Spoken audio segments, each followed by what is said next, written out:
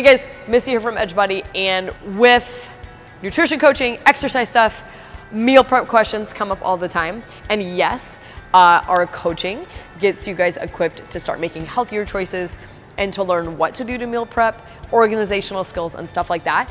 But believe it or not, most people end up having more questions with, how do you eat that chicken every day?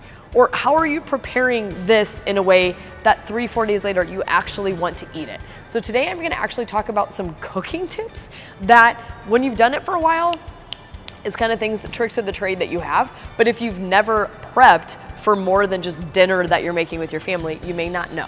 Number one, when you're cooking your protein for the week, you need to get yourself a meat thermometer. Why? Because every time you cut into that meat to check the temperature on things, especially like chicken, okay, it's actually leaking out the juices and making it more and more dry as you go on. So if you're eating it that night, you may not notice it, but by day 2, you are definitely gonna notice it when you try to reheat it.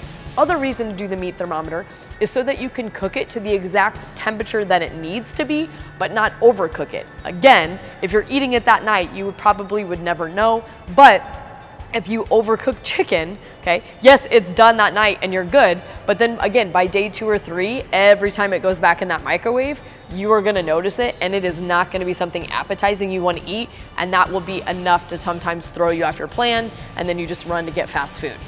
All right guys, number 2, fruits and veggies. When we cook or prepare things in bulk, like fruits or veggies, sometimes we're causing more harm than good. For instance, if you're dicing up a bunch of fruit, it's gonna start to oxidize, which is why it tends to get soft, kind of leak some of the juices and stuff like that. Well, then we're actually losing some of those vitamins and minerals. That was the whole point of eating the fruit in the beginning. So maybe ditch the fruit at Costco, even though I love Costco, so you're not buying in such big bulk. So you're buying in smaller amounts, preparing smaller amounts to eat the day of, so you're getting everything out of that fruit and it's not going bad. Same thing with veggies. Sometimes when we prepare things all at once, they can get soggy, start to really lose their color as they're hanging out in the fridge for a while, every time you heat them up, and that bright, vibrant color was really the reason that we wanted to eat them all along, because that's again where those vitamins and minerals come in. So opt for things like steam fresh bags. Even if you ditch the bag and ditch the plastic and just heat them up frozen in the microwave, it'll do the trick. It'll also save you cooking time, and then you can add your favorite dry seasonings or olive oil and stuff like that for flavor. Tip number 3, some things to do with your carbs. Okay, cooking rice in bulk, great idea, except rice cookers tend to cook it so that it's perfect right there in the moment, and again, it's gonna left feeling dry, much like we were just talking about with chicken. But then oatmeal, overnight oats are great, but if you try to prepare a lot of oatmeal, it is going to be a stuck together piece of Play-Doh, okay, by the end of the week. So make sure that you're kind of testing things out. Some grains like oatmeal, okay, are meant to be just prepared in small amounts to eat thereof. Things like rice, you can cook in bulk, but I would add extra liquid to it so that as it's going throughout the week, it may be losing some, and when you reheat it, you're gonna lose some liquid, but then it's still going to be edible and not too dry.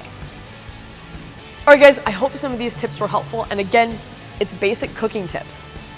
Where did I get some of these even? I'm addicted to the Food Network. So Google, look for more things. Sometimes the thing that maybe is standing in your way of healthy meal prep is just, I didn't know how to cook it, I didn't know how to prepare it, okay? So, like anybody else, if some things are overcooked, by the end of the week, you're just not gonna wanna eat it, and you're not alone. So try some of the things the next time you are meal prepping, and then maybe you'll understand how some of us are still eating that chicken 5 days later. I hope this helped.